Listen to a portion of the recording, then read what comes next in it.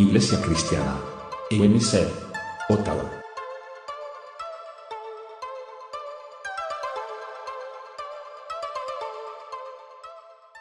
Abordar el tema de la Santa Cena. Vamos a estar analizando los versículos de 1 de Corintios, 1 de Corintios 11, del 17 más o menos al 34. Y para ponernos un poco en contexto, solo quiero que leamos en primer lugar del 17 al 22. Le voy a invitar que se ponga de pie en reverencia a la palabra los que puedan. Amén. Y si tiene la porción bíblica, que me responda con un amén.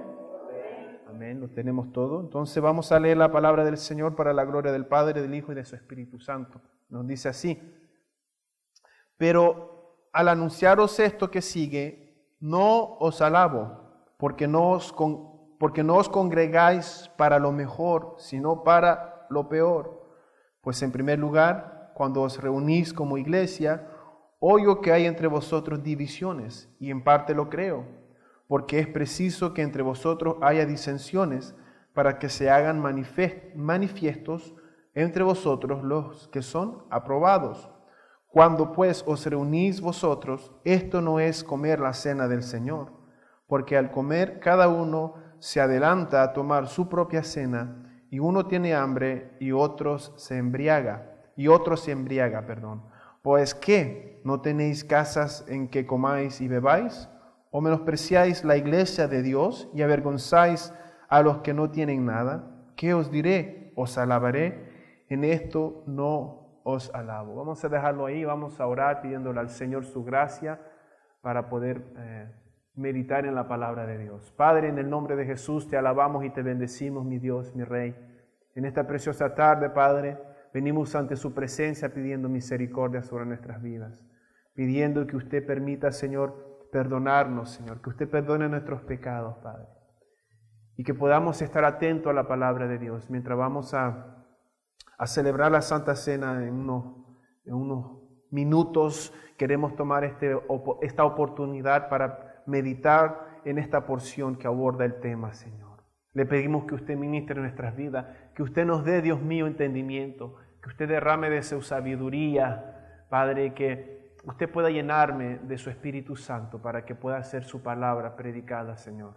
Pedimos que seas tú en mis hermanos, de tal forma, Señor, que sus mentes puedan estar atentas a la palabra, que todo afán y toda cosa que vaya, Dios mío, a perturbarlos, puedas tú, Señor, removerlos, Señor.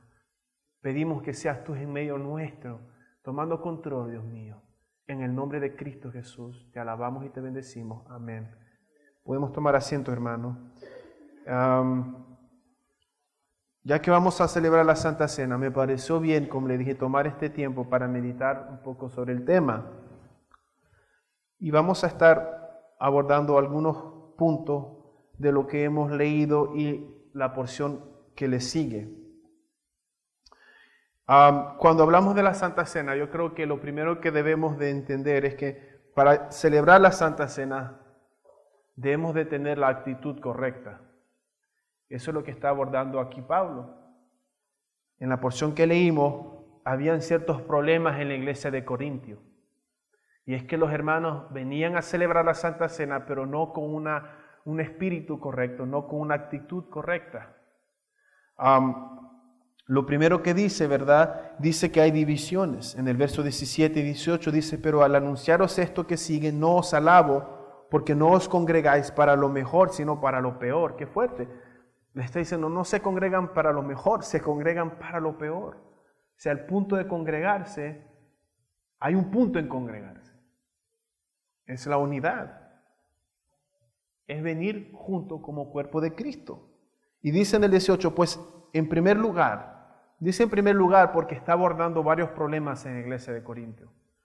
En primer lugar, había ese desorden que vamos a abordar, y si usted va luego, se dará cuenta que aborda el problema de los dones espirituales. Había un desorden en esa área. Entonces aborda este primer problema. Dice, pues en primer lugar, cuando os reunís como iglesia, oigo que hay entre vosotros divisiones, y en parte lo creo.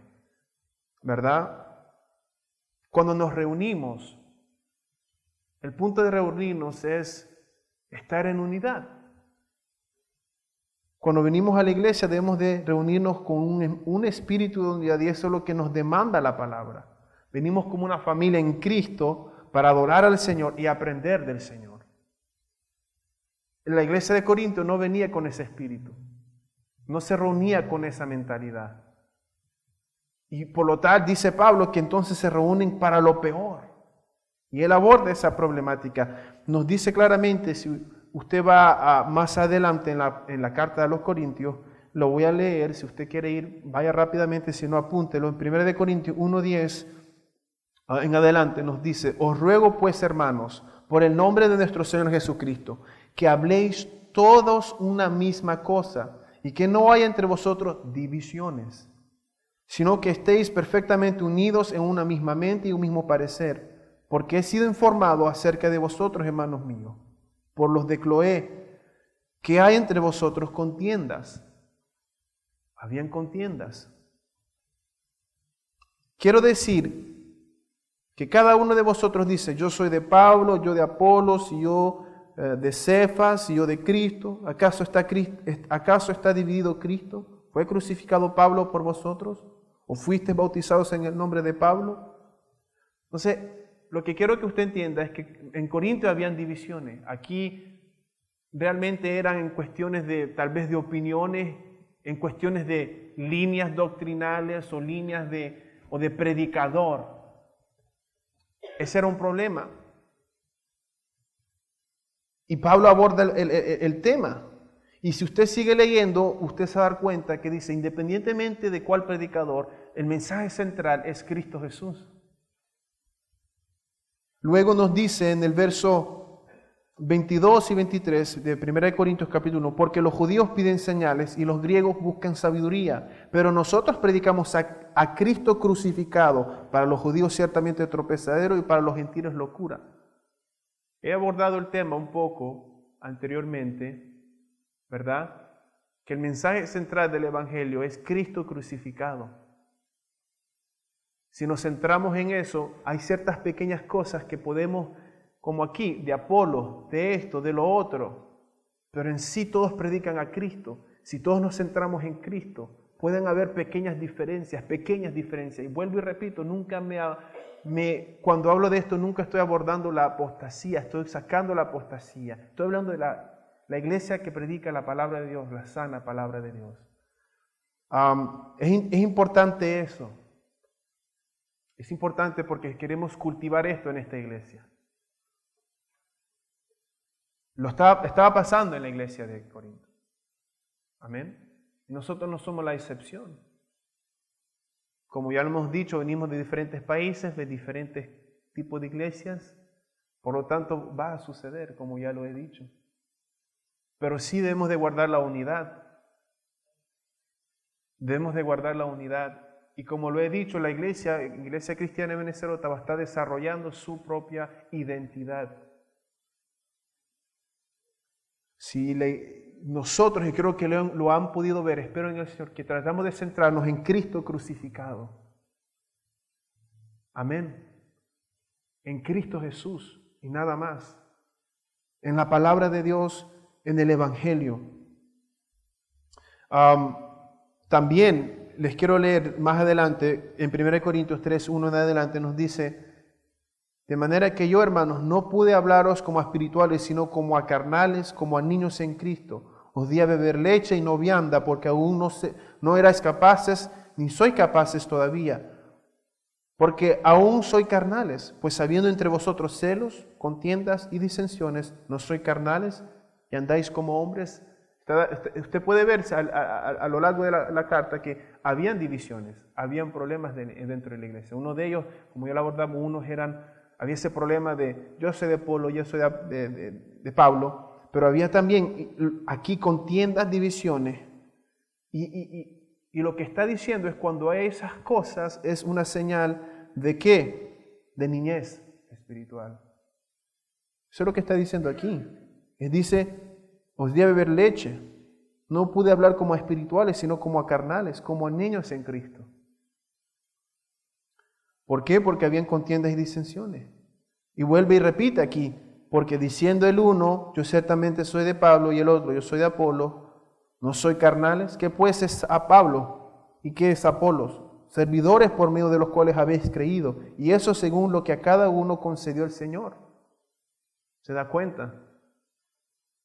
Yo planté, Apolos regó, pero el crecimiento lo da Dios. Así que ni el que planta es algo, ni el que riega, sino Dios que da el crecimiento. Y el que planta y el que riega son una misma cosa, aunque cada uno recibirá su recompensa conforme a su labor, porque nosotros somos colaboradores de Dios y vosotros labranza de Dios, edificio de Dios. Conforme a la gracia de Dios que me ha sido dada, yo como perito arquitecto puse el fundamento y otro edifica encima. Pero cada uno mire cómo sobreedifica, porque nadie puede poner otro fundamento que el que está puesto, el cual es Jesucristo. Mire lo que está diciendo aquí, dice que hay un solo fundamento, ese es Cristo. Ese es el Evangelio. Ahora, luego, después de haber dicho, o antes de haber dicho eso, en el verso 10 del capítulo 3 de 1 de Corintios, dice, yo como perito arquitecto puse el fundamento y otro edifica encima, pero cada uno mire cómo sobreedifica. Significa que hay un fundamento firme que nadie puede tocar. Pero sobreedificar sobre ese fundamento, cada uno, Apolos, Pablo, Timoteo, iba a sobreedificar de diferentes formas, distintas formas. No sé si puede entender eso. Pero el fundamento es el mismo. En el cuerpo de Jesucristo tenemos todo el fundamento, el mismo fundamento. En China se sobreedifica de una forma, en Dominicana de una forma, en Nicaragua de otra forma. Y mismo dentro de China, mismo de Dominicana, de Nicaragua, de Chile, hay diferencias de iglesia, diferentes tipos de iglesias. Cada quien mire cómo sobreedifica. Y luego dice que un día se va a probar lo que se sobreedificó. Habla de oro, habla de madera, y se va a pasar por el fuego. En otras palabras, lo que me llama la atención es que cuando él dice hay un fundamento y cada uno mire cómo sobreedifica. El punto es que debemos de guardar la unidad. Podemos ver que en la iglesia de Corintios habían divisiones en ciertas áreas, pero Pablo llama a la unidad. Amén. Quiero leerles algunos versículos acerca de la unidad. Brevemente, se los voy a leer rápidamente. Primera de Corintios 1:10, ya lo leímos, ¿verdad? Nos habla de que hablemos una misma cosa, que no haya entre nosotros divisiones, sino que estemos perfectamente unidos en una misma mente y un mismo parecer. En el 13:11 de Segunda de Corintios, nos dice, por los demás, hermanos, tened gozo, perfeccionaos, consolaos, sed de un mismo sentir, vivid en paz. Y el Dios de paz y de amor estará con vosotros. Efesios 4:3, solícitos en guardar la unidad del Espíritu en el vínculo de la paz. No sé, ahorita es creo que es Filemón o Filipenses. Déjenme averiguar, no quiero darle una cita que no sea la correcta. 1:27. Así es. Filipenses 1:27. Solamente que os comportéis como es digno del Evangelio de Cristo, para que, o sea que vaya a veros o que esté ausente, oiga de vosotros que estáis firmes en un mismo espíritu, combatiendo unánimes por la fe del Evangelio. Primera de Pedro 3:8, finalmente, sed todos de un mismo sentir, compasivos, amándoos fraternalmente, misericordiosos y amigables. El punto es que hay múltiples versículos que nos hablan de la unidad. Y que el punto de venir a la iglesia es venir a estar en el cuerpo de Cristo. Dice la Biblia claramente que somos ¿qué? Somos todos parte del mismo cuerpo. ¿Y están los miembros divididos? No. Entonces, cuando venimos aquí formamos el cuerpo de Jesucristo a nivel aquí local en esta iglesia. Entonces la unidad debe de prevalecer. Es el punto de venir. Y también Pablo, si regresamos a la porción que estábamos leyendo, él dice, ¿verdad? En el verso 19 del capítulo 11, porque es preciso que entre vosotros haya disensiones para que se hagan manifiesto entre vosotros los que son aprobados. Interesante, ¿no? En otras palabras, sí, por eso dice, y en parte lo creo. ¿Por qué? Porque Él sabe que es necesario que hagan ese tipo de cosas. Porque en ese tipo de cosas es que se ve quién es aprobado. ¿Qué quiere decir aprobado? Aprobado se usa particularmente de las monedas y el dinero, en el contexto griego. En otras palabras, ¿qué es verdadero, qué es falso? Es por el fruto del Espíritu. Amén. Se ve quién tiene el fruto del Espíritu y se ve quién tiene el fruto de la carne. En quién predomina el fruto del Espíritu y en quién predomina el fruto de la carne. Ahora, divisiones también pueden ser en cuestiones de contienda, pleito, amargura, esto, lo otro. Cuando suceden esas cosas, es donde debemos de autoanalizarnos. Créanme que yo lo hago ahora, con todo el estudio bíblico que hemos tenido con nuestro hermano Luis. Cuando pasa algo, ahora me autoanalizo y digo, ¿será el fruto de la carne o fruto del Espíritu que me dominó aquí? Y créanme que, hermanos, somos todos iguales aquí. Yo no soy más santo que ustedes. Y a veces la carne me domina. Pero el punto es que reconocerlo y cambiarlo. Amén. Cuando hay una contienda entre hermanos, es donde vemos en quién está predominando el Espíritu y en quién está predominando la carne. Es ahí que vemos eso. En quién tiene dominio propio, quién tiene paciencia, quién tiene amor. Es ahí. Eso es lo que está diciendo Pablo. Entonces venían en la iglesia, los corintios, habían todo este tipo de cosas. Y él está tomando eso y está arreglando esas cosas dentro de la iglesia, porque vamos a ver que la cena del Señor es algo santo. Hay un propósito en eso. Hay un propósito. Ahora, como le dije, aprobado es eso, ¿verdad? Es para ver quién está aprobado, quién no, quién es falso, quién es verdadero. Y también es para autoanalizarnos, como lo he estado diciendo, en qué área estoy fallando, en qué estoy fallando, qué está dominando dentro de mí y cambiarlo. Ahora, si vamos nuevamente a Corintios, ¿qué estaba pasando específicamente ahí? Dice en el verso 19, porque es preciso que entre vosotros haya disensiones para que se haga manifiesto entre vosotros los que son aprobados. Cuando pues os reunís vosotros, esto no es comer la cena del Señor. Porque al comer cada uno se adelanta a tomar su propia cena y uno tiene hambre y otro se embriaga. Solo para que entendamos lo que está pasando, ¿verdad? En el mundo antiguo o en ese entonces, se dice que era bastante social, mucho más que hoy en día. Dice un comentario, ¿verdad? Un comentario de un estudioso de las Escrituras. Dice que en ese tiempo era más social que en nuestros días. Y había una costumbre. Y en esa costumbre se habituaba a reunirse un grupo de personas para celebrar comidas.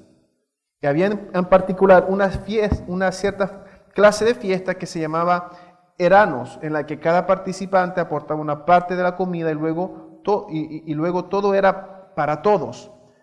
Y dice el estudioso aquí que la iglesia primitiva adoptó esa costumbre.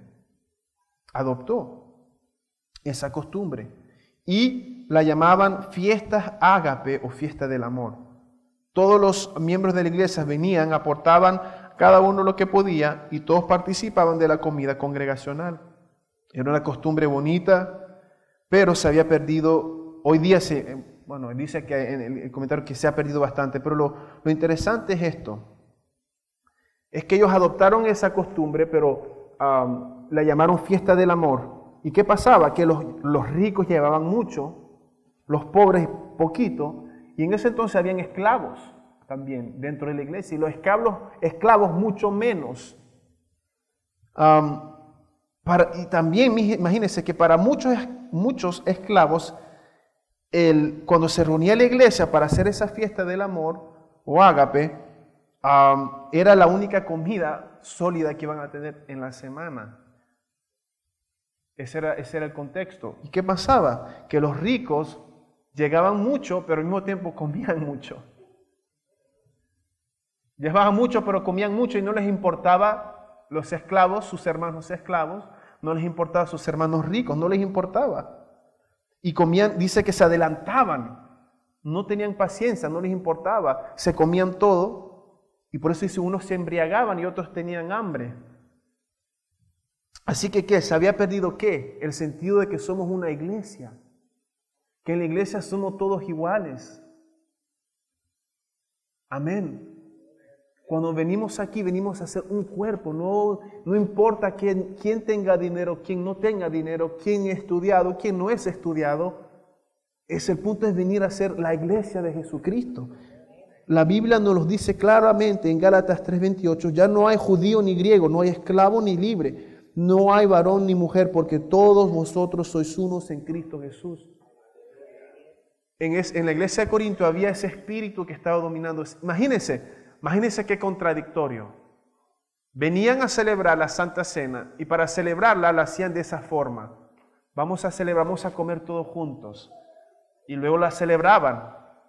Pero no entendían lo que estaban haciendo. Porque parte del significado, lo vamos a ver, que el cuerpo de Cristo, cuando tomamos ese pan, ¿qué representa el cuerpo de Cristo? ¿Y quién es el cuerpo de Cristo? Somos la iglesia. Entonces implica unidad. Estaban celebrando algo que ellos mismos ni entendían, lo estaban haciendo de una forma ritual, sin entender, haciendo obras contrarias a lo que estaban celebrando. No sé si me doy a entender, y vamos a ver que hay consecuencias luego que nos habla la Biblia. Eso es lo que estaba pasando ahí. Ahora, ¿qué podemos ver? Que cuando venimos a la cena del Señor, uno, no debería haber disensión entre nosotros. No debería haber pleitos ni celos entre nosotros. Debe de haber unidad. Debemos de venir con un espíritu de unidad, que somos hermanos en Cristo. Ese es el punto de celebrar. Es parte del concepto que es la Santa Cena. Quiero abordar lo siguiente, ya habiendo abordado esto. Para eso se necesita discernir el cuerpo del Señor, porque eso es lo que nos dice, si usted va más adelante, en 1 Corintios 11, 29, porque el que come y bebe indignamente sin discernir el cuerpo del Señor, juicio come y bebe para sí. Habla ahí de discernir el cuerpo del Señor, ¿verdad? En otras palabras, el diccionario Vine, ¿verdad? El diccionario que nos da la definición del hebreo y del griego, dice que cuando dice discernir, ahí realmente en ese capítulo, en ese versículo, está diciendo discernir lo que representa el cuerpo del Señor. Eso es lo que la palabra en el griego específicamente quiere decir ahí en ese versículo, según el diccionario Vine. ¿Qué representa el cuerpo del Señor? Representa que Él se ofreció en sacrificio, en redención por nosotros. Que nuestros pecados fueron traspasados sobre Él. Y que fueron clavados en la cruz. También representa la iglesia y representa unidad. ¿Usted se da cuenta qué representa el cuerpo del Señor? Representa todos esos puntos. Así que como yo estaba hablando, estábamos diciendo que los hermanos en Corinto no estaban discerniendo, no estaban teniendo unidad, que era contrario a lo que representa el cuerpo de Cristo. ¿Me doy a entender? Eso es lo que está diciendo ahí claramente. Él está abordando esa problemática y luego dice sin discernir. Cuando tomamos la cena del Señor debemos de saber qué es, qué estamos haciendo, qué representa. Como dije, representa a la iglesia. Es por eso que cuando nosotros celebramos la Santa Cena y leemos los versículos 27 al 34, nosotros exhortamos a todos los que están presentes que para poder participar es necesario ser bautizado. ¿Por qué? Por esto que estamos viendo. Porque para poder discernir, entender lo que representa, nosotros llegamos a la conclusión que es bíblica, que el que es bautizado tiene esa conciencia. ¿Por qué? Porque se le enseñó tomó una decisión, entiende que cuando es bautizado está muriendo a sus pecados, está resucitando en una forma figurativa, ¿verdad? Eso es lo que simboliza como una nueva persona, una nueva criatura, y también está siendo injertada en el cuerpo de Jesucristo. Toda esa es la simbología del bautismo. Entonces, una persona que se está bautizando es una persona que ya adquirió el mínimo para poder discernir.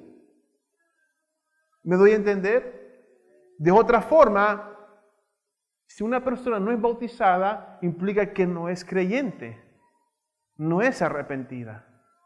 Por lo tanto, no puede discernir lo que está haciendo. Amén.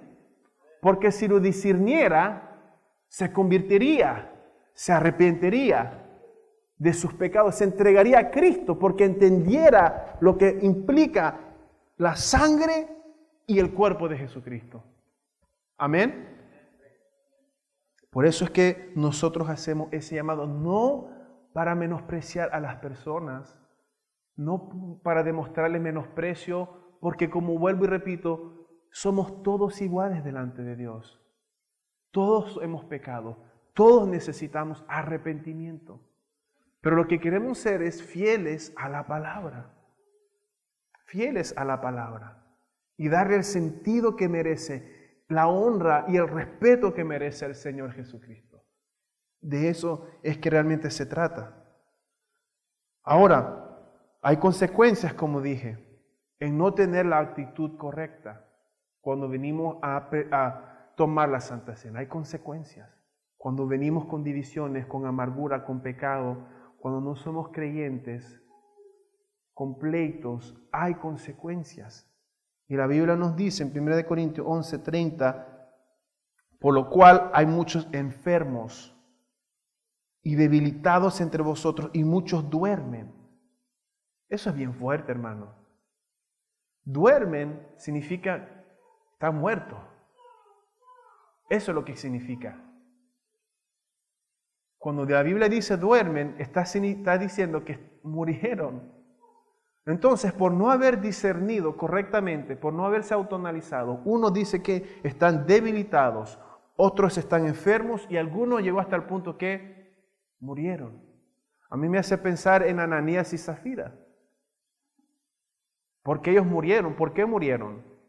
Porque no tuvieron respeto al Espíritu Santo ni a Cristo Jesús. No tuvieron respeto. ¿Y qué hizo Dios? Les quitó la vida. Y dice que eran jóvenes los que sacaban el cuerpo. Primero sacaron el del hombre, después llegó la mujer, mintió, también cayó muerta, y fueron los mismos jóvenes que tuvieron que sacar, jóvenes. Y dice la Biblia claramente que después de haber sucedido eso, dice que cayó un temor sobre la iglesia. ¿Se da cuenta? Entonces, cuando uno no discierne, no toma en serio la cena del Señor, la Biblia nos dice, aquí no lo estoy inventando yo, lo estamos leyendo juntos, que algunos habían enfermos debilitados y muchos duermen. Dice el verso 32, mas siendo juzgados, somos castigados por el Señor, para que no seamos condenados con el mundo. El punto con el cual Dios nos castiga es para llevarnos al arrepentimiento, para que no caigamos en condenación, sino que corrijamos nuestro rumbo. Amén, pero está claro que cuando lo hacemos, somos juzgados, somos castigados. Y en el verso 34 dice, si alguno tuviere hambre, coma en su casa para que no os reunáis para juicio. La actitud, imagínense, usted lo podrá ver como nada, pero imagínense cómo la Biblia lo presenta. El hecho de que algunos eran glotones y no le dejaban a los otros era grave para el Señor.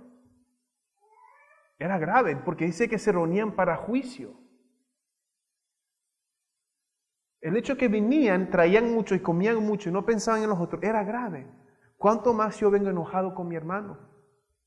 Que la Biblia dice que si vengo enojado, es como que si yo en mi mente le dije necio o cualquier cosa, como que si estoy lleno de la sangre de mi hermano. Así dice la Biblia. A ese nivel los pone Cristo. De la misma forma que nos dijo que si vemos a una mujer con nuestros ojos y la deseamos, hemos ya cometido el adulterio. De la misma forma, cuando hay algo contra mi hermano y tengo pensamientos malos, es como si yo lo he asesinado. Así lo lleva la palabra de Dios. A ese punto. Entonces, si el hecho de que llevaron comida y se la comieron más que los otros y no parece inocente y es grave, imagínense usted si yo vengo con esas cosas en mi corazón. No sé si puedo darme a entender. Para que no os reunáis para juicio. Pero quiero empezar a lo que representa la Santa Cena. Creo que para poder entender lo que representa la Santa Cena, vamos a volvernos al Antiguo Testamento. Fue establecida la Pascua en el Antiguo Testamento.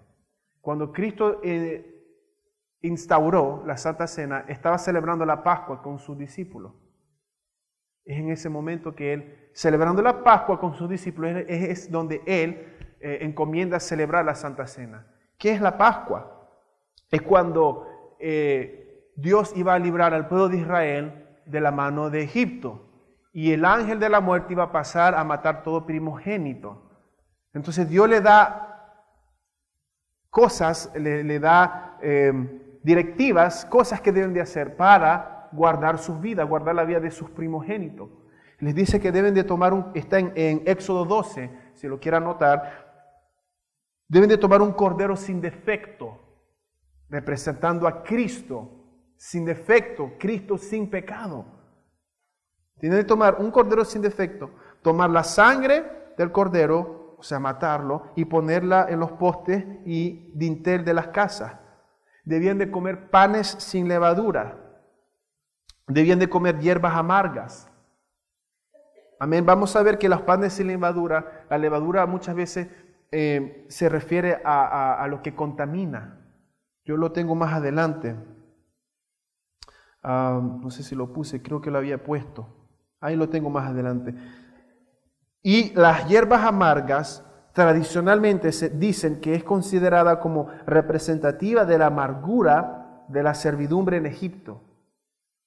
¿Por qué debían de comer hierbas amargas? Para recordarse cuán amargo era estar bajo la esclavitud de Faraón. Si lo traemos para nosotros es para recordarnos cuán amargo era vivir bajo la esclavitud del pecado. Faraón representa el mundo, representa el mundo, Satanás y los deseos pecaminosos. Amén. También debían de comerlo todo sin dejar nada. Y si quedaba algo, debían de quemar lo que restaba del cordero. Debían de comerlo ceñido los lomos, en otras palabras, listo, con calzado los pies y bordón en mano. Debían de comérselo rápido.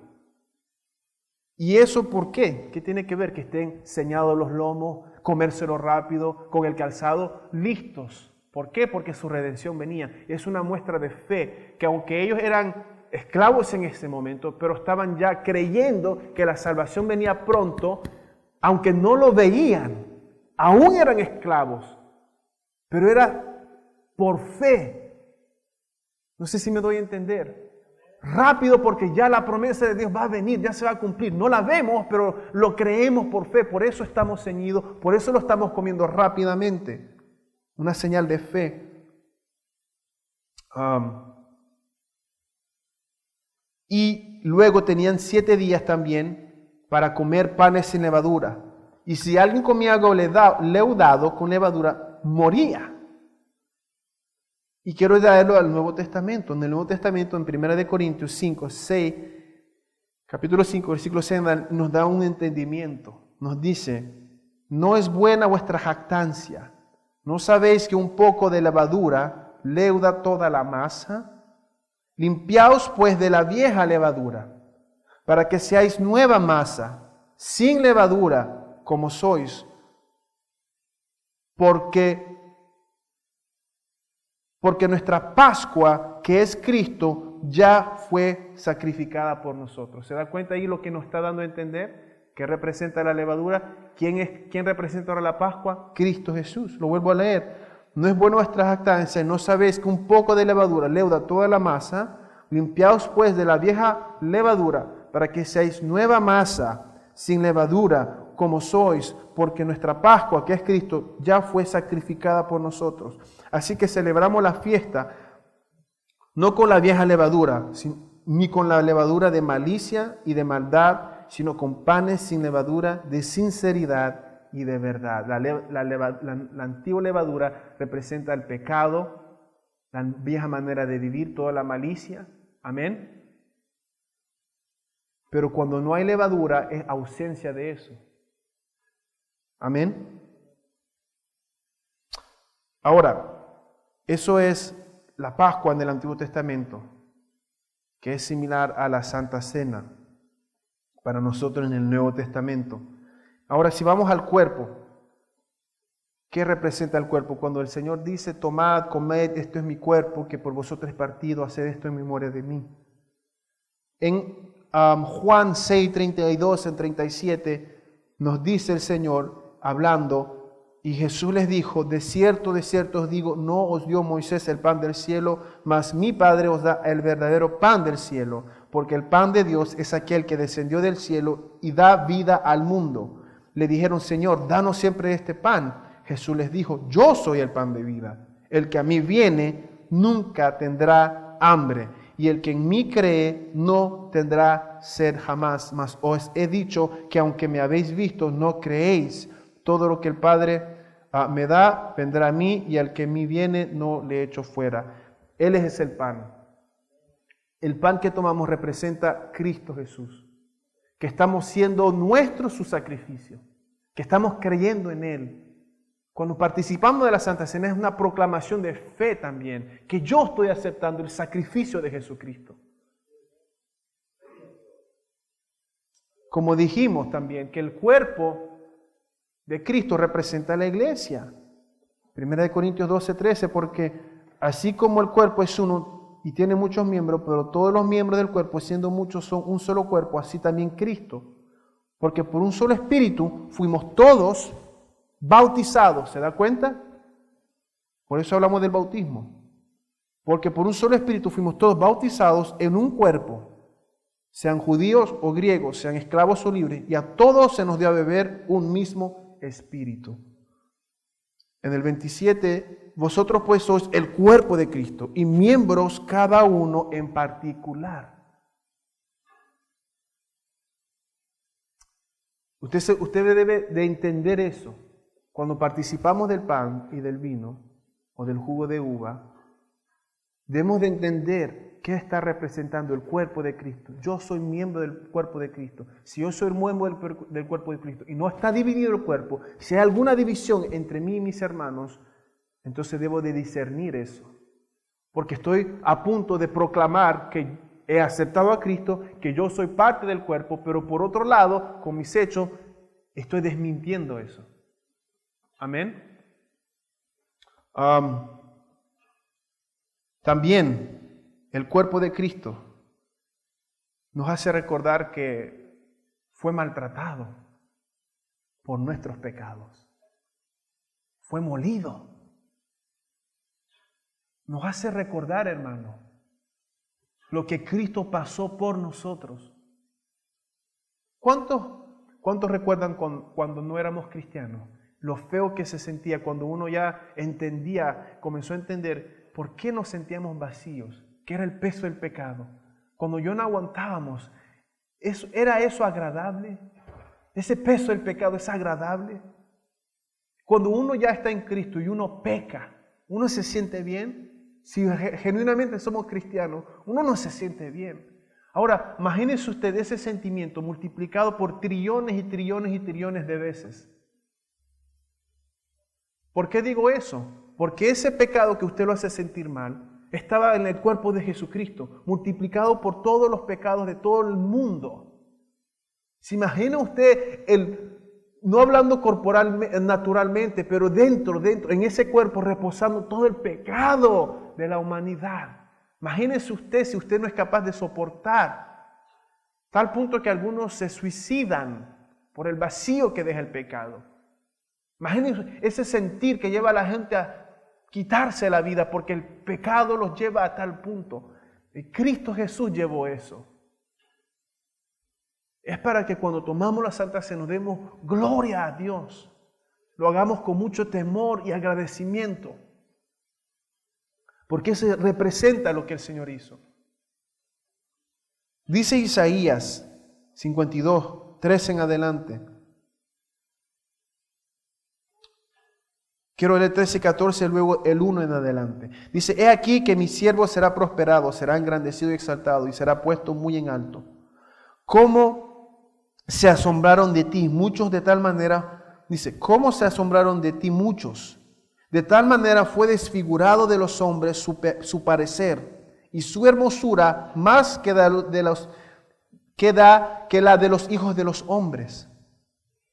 Así asombrará él a muchas naciones. Los reyes cerrarán ante él la boca, porque verán lo que nunca les fue contado y entenderán lo que jamás habían oído. También dice en el 1, ¿quién ha creído en este anuncio? ¿Y sobre quién se ha manifestado el brazo de Jehová? Subirá cual renuevo delante de él, y como raíz de tierra seca, no hay parecer en él, ni hermosura. Le veremos, mas sin atractivo, para que le deseemos. Despreciado y desechado entre los hombres, varón de dolores, experimentado en quebranto, y como que escondimos de él el rostro. Fue menospreciado, no le estimamos, no lo estimamos. Ciertamente llevó él nuestras enfermedades y sufrió nuestros dolores, y nosotros le tuvimos por azotado, por herido de Dios y abatido. Mas él herido fue por nuestras rebeliones, molido por nuestros pecados. El castigo de nuestra paz fue sobre él, y por su llaga fuimos nosotros curados. Hermanos, cuando nosotros celebramos la Santa Cena, debemos de recordar, vuelvo y repito, con mucho temor y reverencia, porque Cristo Jesús, Dios, vino a este mundo, se hizo carne. Dios el Santo, Dios el Todopoderoso, sufrió semejante afrenta y humillación, ser crucificado por su creación, ser abofeteado, maltratado, teniendo todo el poder de destruir en un segundo, en un soplo. Hermanos, cuando celebramos la Santa Cena debemos de llenarnos de ese pensamiento. Hoy en día es triste decirlo, pero yo creo que se ha perdido el sentido de la Santa Cena. Yo he escuchado de iglesias que lo dan a cualquiera, creyente o no creyente.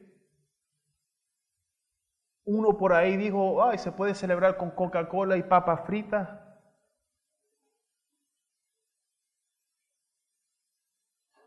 No discernimos lo que estamos haciendo, no entendemos quién es Cristo.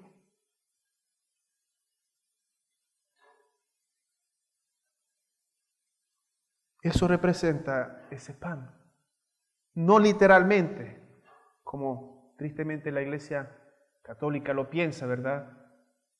Que eso se convierte literalmente en la sangre. No, no es literalmente. Ni tampoco estamos crucificando a Cristo como la doctrina de la, si no me equivoco bien, Eucaristía lo menciona, ¿verdad?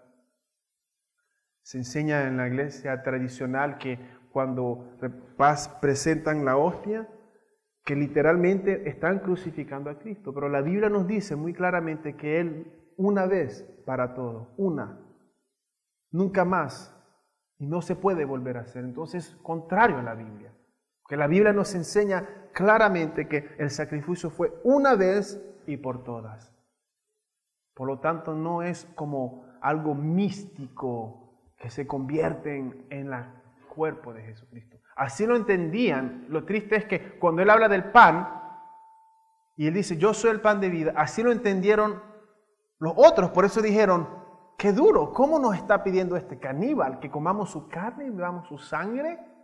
Qué dura palabra, así lo habían entendido. Mas Cristo les da entendimiento. No me estoy refiriendo a que literalmente me van a comer, sino que van a aceptar mi sacrificio. Entonces la palabra es bien clara, ¿verdad? Es bien clara. ¿Qué de la sangre? ¿Qué de la sangre? Nos dice 1 de Juan 1, 6 y 7. 1 de Juan 1, versos 6 y 7. Si decimos que tenemos comunión con Él y andamos en tiniebla, mentimos y no practicamos la verdad. Pero si andamos en luz, como Él está en luz, tenemos comunión unos con otros. Y la sangre de Jesucristo, su Hijo, nos limpia de todo pecado. Es por esa sangre que nuestros pecados fueron perdonados. Esa sangre. Lo interesante es que todos sabemos que Jesús vino por obra del Espíritu Santo. Y fue el Espíritu Santo que puso en el vientre de María, hasta qué nivel científicamente, cómo lo hizo, no lo sabemos, pero puso en el vientre de María lo necesario para que diera a luz un niño. Y interesantemente que la sangre la heredamos de parte del Padre. Entonces Cristo, como no tenía padre natural, tenía una sangre sin contaminación, sin mancha, hecha por el Espíritu Santo.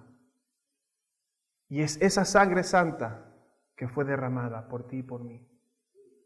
No era sangre que venía de Adán y Eva, era una sangre diferente. Sangre real, pero verdaderamente real de Dios. Y es con esa sangre que fueron comprados nuestros pecados, nuestras almas.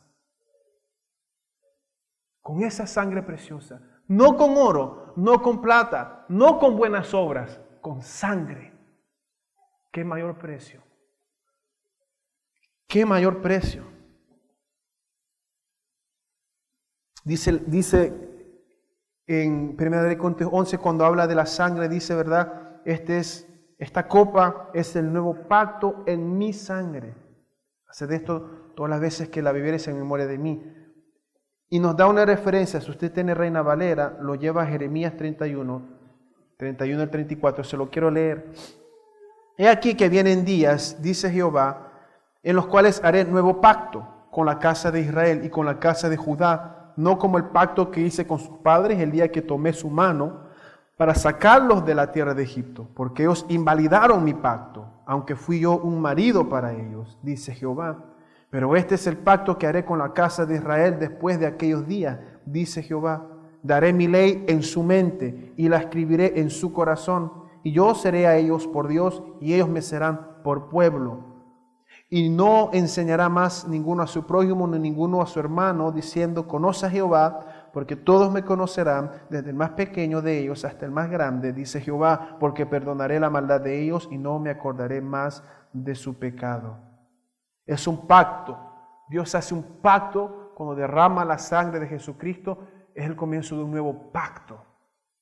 Antes la ley estaba escrita en piedra con la mano de Dios, hoy está escrita en nuestro corazón. Eso es lo que está diciendo. Y Dios viene a hacer un pacto con nosotros. Imagínense, no siendo merecedores, mereciendo la muerte y el infierno.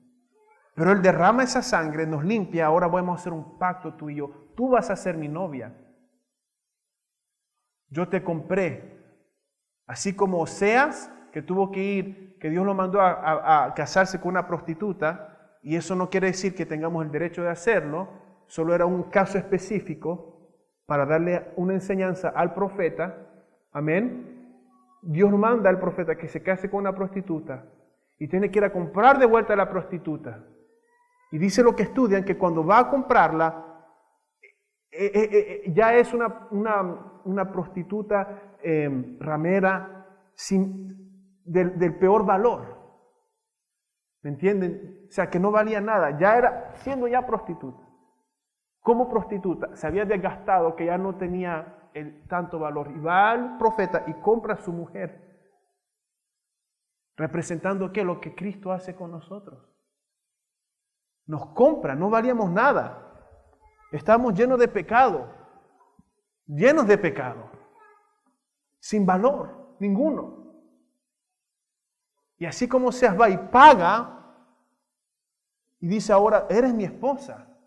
Así es lo que hace Dios con nosotros. Ahora, te voy a limpiar de todo tu pecado. Te voy a restituir. Te voy a dar un nombre. Te voy a dar, vas a ser alguien, vas a ser mi hijo. Pero también vas a ser mi esposa. Eres mi novia, yo te compro con mi sangre. Y vamos a tener un pacto tú y yo. Qué lindo, hermano. Eso es lo que representa ese pacto.